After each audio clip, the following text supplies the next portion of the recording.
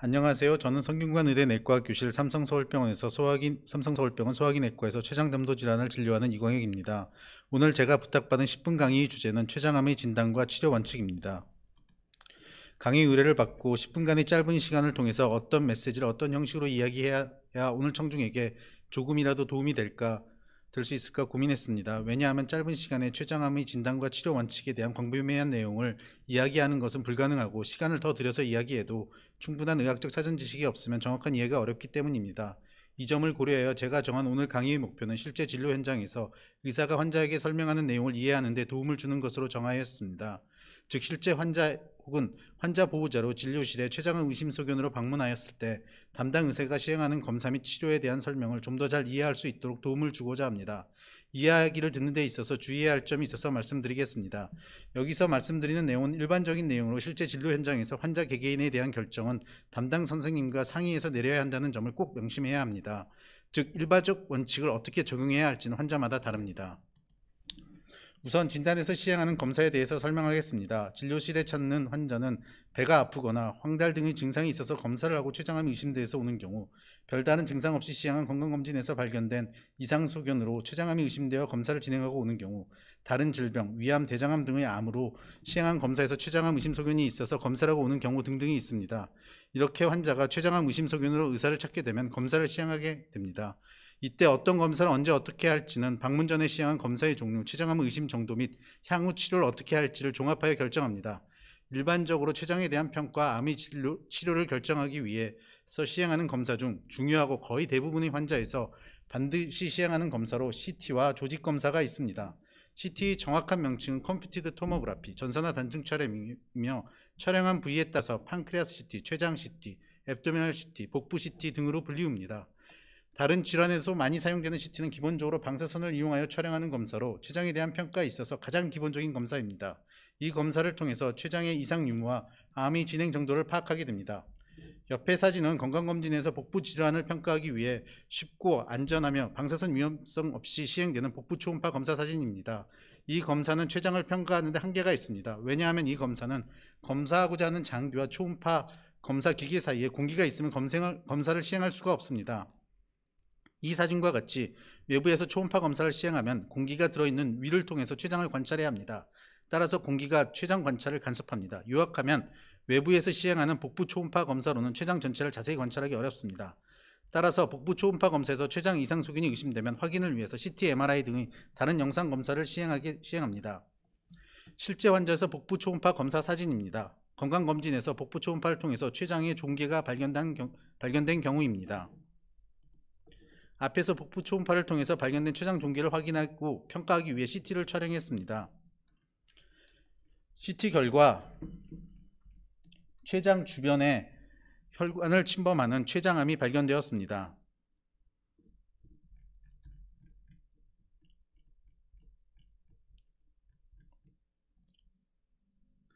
대부분의 암에서 확진하기 위해서는 조직검사가 필요합니다. 췌장암도 확진을 위해서는 췌장병변에 대한 조직검사가 필요합니다. 암을 확진하는 조직검사란 환자의 암으로부터 조직을 얻고 이를 처리해서 현미경으로 관찰하여 진단하는 검사입니다. 현미경으로 관찰한 조직이 암인지 여부에 대한 판단은 이러한 검사에 대해서 전공한 병리과 전문의에 의해서 이루어집니다. 이러한 조직검사를 위해서는 췌장암에서 조직을 얻어야 합니다. 현재 많이 사용되는 방법은 초음파 내시경 유도화 생검술이고, 치료 목적의 수술적 절제를 통해서 조직을 얻은 뒤 진단하는 경우도 있습니다. 췌장에서 조직을 얻는 초음파 내시경 유도화 생검술에 대해서 간략히 설명드리겠습니다. 우선 초음파 내시경이란 내시경 끝에 초음파가 달린 기계입니다. 복부 초음파의 프로브를 내시경 선단에 달아놓은 기계입니다. 초음파 내시경이라는 용어는 이런 기계를 통해서 시행하는 검사를 지칭할 때도 사용됩니다. 초음파 내시경을 입과 식도를 통해서 위와 12지장에 위치시키고 이 부위에서 초음파 검사를 시행함으로써 췌장을 자세히 볼 수 있는 검사입니다. 이렇게 췌장을 관찰하면서 가는 바늘을 새침을 통해서 췌장 병변을 찔러서 조직을 얻게 됩니다. 복부 초음파로 췌장을 관찰하지 못하는 가장 큰 요인은 위와 12지장 공기 방해를 피하기 위해서 위와 12지장에 초음파를 위치시키고 관찰해서 조직을 얻는 방법입니다. 앞에서 말씀드린 복부 초음파 이상 소견으로 CT를 촬영하고 혈관을 침범하는 췌장암이 의심되는 환자에서도 확진을 위해서 내시경 초음파 유도화 생검술을 통하여 조직을 얻었습니다. 최종적으로 병리과 전문의에 의해서 췌장암으로 확진하게 되었습니다. 이 환자에서 전이 여부를 확인하기 위해 PET를 촬영하였고 그 결과 다른 부위 전이는 없었습니다. 췌장암의 진단 과정에서 담당 의사의 판단에 따라서 시행하는 검사로 MRI와 PET가 있습니다. CT는 방사선을, MRI는 자기장을 이용하여 몸 안을 들여다봅니다. 이러한 방법의 차이로 인하여 병변에 대해서 상호 보완적인 정보를 얻을 수 있습니다. 췌장암 병기 설정에 있어서 MRI는 간전이를 찾는 데 매우 유용합니다. PET는 암 중에서 활발히 증식하여 글루코스, 포도당을 이용하여 대사가 많은 부위를 찾는 데 유용한 검사로 전신의 전이 여부를 찾기 위하여 사용되고 있습니다. 지금까지 말씀드린 검사 등으로 얻은 정보를 토대로 진단을 하고 치료를 결정하게 됩니다. 이러한 치료 원칙에 대해서 말씀드리겠습니다. 수술과 수술 후 관리 및 항암 치료의 발전에 대해서는 다른 연자께서 좀 더 자세히 설명해 주실 예정이어서 일반적인 원칙에 대해서만 말씀드리겠습니다. 앞에서 시행한 검사를 토대로 병변의 완전 절제가 의학적으로 타당한지를 평가하게 됩니다. 절제가 어려운 경우는 췌장 주위 주요 혈관을 침범하거나 원격 전이가 있는 경우입니다. 췌장암에 대한 수술적 치료는 그 범위가 넓고 환자에게 많은 부담을 주는 절제술입니다. 따라서 수술을 결정할 때는 환자가 수술을 견딜 수 있는지 여부도 중요합니다. 이러한 판단 후에 수술적 절제가 가능한 경우에 현재까지 가장 많이 시행되어 온 치료 전략은 다른 치료 없이 수술적 절제를 하는 것이었습니다. 최근에는 췌장암이 수술적 절제 전에 폴피녹스라고 불리우는 복합 항암요법을 통해 수술정 항암요법을 시행하고 수술을 시행하는 연구가 활발히 진행되고 있습니다. 전이가 없는 경우에 방사선 치료 혹은 방사선 항암 치료를 시행하는 경우가 있습니다. 수술을 하게 되면 수술로 절제된 부위만 치료가 되듯이 방사선 치료도 마찬가지로 방사선을 쏘이는 부위만 치료가 됩니다. 따라서 전이가 있는 경우에는 근치적 목적의 치료는 할 수가 없습니다.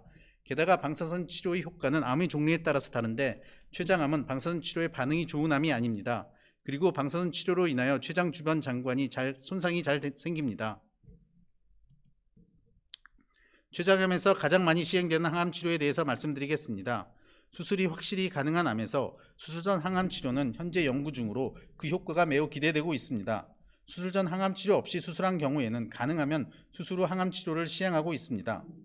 주변 혈관이 침범이 의심되어 수술적 치료에 대한 판단을 하기 어려운 경우, 주변 혈관이 침범되거나 원격 전이로 수술이 불가능한 경우에는 항암 치료가 가장 먼저 시행되는 치료입니다. 이런 점에서 췌장암으로 진단 후 치료의 시작은 항암 치료가 선택되는 경우가 많습니다. 현재 수술이 확실히 가능하지 않은 경우에 가장 흔히 사용되는 항암 치료에 대해서 간략히 설명하겠습니다. 이 경우에 항암 치료로 선택되는 대표적인 항암제로 폴피리녹스와 젬시타빈, 아브락산 병합 치료가 있습니다. 젬시타빈, 아브락산은 4주 간격으로 진행하게 됩니다. 첫 3주간 1주 간격으로 3번 주사를 맞고 1주를 쉬게 합니다. 다른 항암제와 마찬가지로 체표면에 따라 용량이 결정되고 부작용에 따라서 용량을 조절합니다. 폴피리녹스는 2주 간격으로 시행되며 48시간 동안 4가지 종류의 약을 주사합니다. 용량의 결정과 조절은 다른 항암제와 같습니다. 항암 치료는 매 주기마다 부작용을 평가하고 반응 평가 주기마다 항암제에 대한 암의 반응을 평가합니다. 일반적으로 폴피리녹스는 8주, 젬시타빈, 아브락산은 12주 간격으로 반응을 평가합니다. 이러한 평가를 통해서 치료의 지속, 변경, 중단을 결정합니다. 이 슬라이드는 말씀드린 2가지 약을 초치료로 사용하게 만들었던 논문의 결과 보고입니다. 폴피리녹스의 중앙 생존 기간은 11.1개월, 1년 생존율 48.4%, 병이 진행하지 않고 생존하는 기간은 보통 6개월 정도로 보고 있습니다. 그리고 171명의 환자 중에 1명의 완전 간해가 있었습니다. 젬시타빈과 아브락산을 같이 쓰는 경우도 평균 생존 기간은 보통 8.5개월, 그다음에 1년 생존율은 35%, 그다음에 중앙 무진행 생존 기간은 5.5개월, 그다음에 50% 이상으로 암이 줄어드는 경우가 23%, 그다음에 병이 진행하지 않는 경우가 약 한 48%, 한 400명의 환자 중에서 완전 관해가 1명 정도 있었습니다. 같은 논문에서 두 약제에 대한 부작용도 보고되었는데 일반적으로 폴피리녹스가 젬시타빈, 아브락산에 비해서 심한 부작용이 더 많았습니다. 마지막으로 앞에서 말씀드린 환자의 치료 경과에 대해서 말씀드리고 강의를 끝내겠습니다. 말씀드린 환자를 요약하면 복부 초음파에서 췌장 종괴가 발견되어 CT를 촬영하고 췌장암 혈관 침범으로 수술 불가로 판정된 뒤 조직검사에서 췌장암으로 확진되었습니다. 이 환자는 13차에 걸친 폴피리녹스 치료를 받았고 이후에 평가를 진행했습니다. 암 표지자가 감소하여 좋은 효과를 기대했습니다. CT에서는 병변이 크게 변하지 않았고 혈관 침범은 여전히 의심되는 소견이었습니다.